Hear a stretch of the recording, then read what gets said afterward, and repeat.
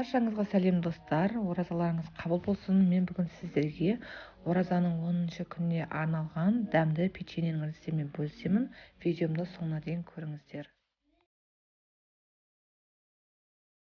Ең бірінші біздер таза ыдысымызға ұнымызды електен өткізіп аламыз. Міндетті түрде ұнымызды електен өткізіп алыңыздар. Және де оның үстіне аз мөлшерде біраз қасықты толтырмай қосқыш саламыз. Және де оның үстіне бөлме температурасында тұрған сары майымызды салып, крошка секілді етіп жасап аламыз.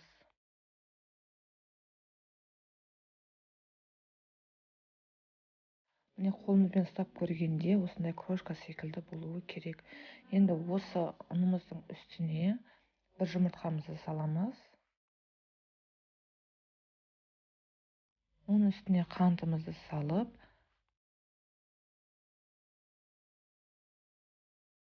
енді үстіне қаймағымызды саламыз. Қаймағымыз бұл жерде маңызды емес, пайызы.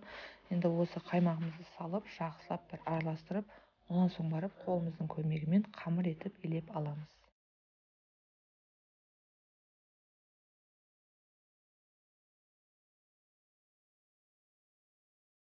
Қамырымыз дайын, илеп алдық. Енді холодильнигімізге 20 минутқа сала тұрамыз. Мен салмасына сүзбе қостым, творог, яғни осы творогымыздың үстіне қант саламыз. Мен бүкіл төмендегі описаниеге жазып қалдырамын. Және де оның үстіне қалауыңызша ванилин салсаңыздар болады. Мен бір пакетін ғана салдым. Оның ішінде 1 грамм ғана. Енді осы массаларды араластырып, блендердің көмегімен осылай езіп алдым. Енді блендердің көмегімен, сіздер блендер болмаса, вилканың көмегімен де осылай жақсылап езіп алсаңыздар болады.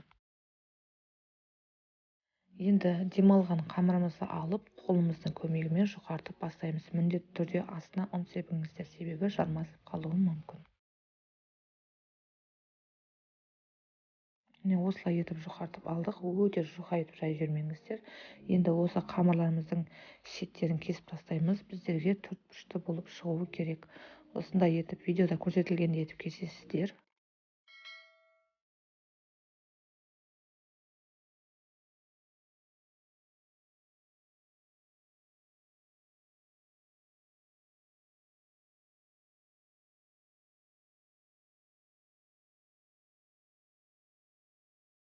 Экранда көріп тұрғандарыңыздай осылай істеп аласыздар.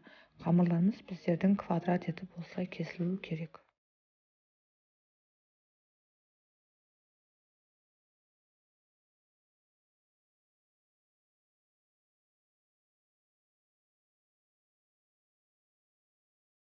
Енді осында ирек пышағымыздың көмегімен қамырларымыздың ортасын дәл осылай етіп кесіп шығамыз.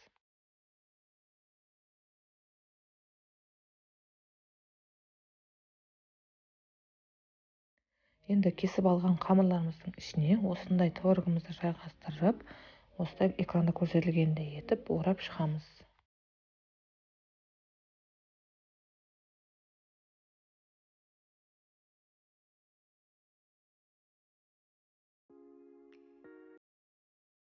Пешімізді міндетті түрде алдын ала қыздырып қойыңыздар. 180 градуста пісіріп аламыз.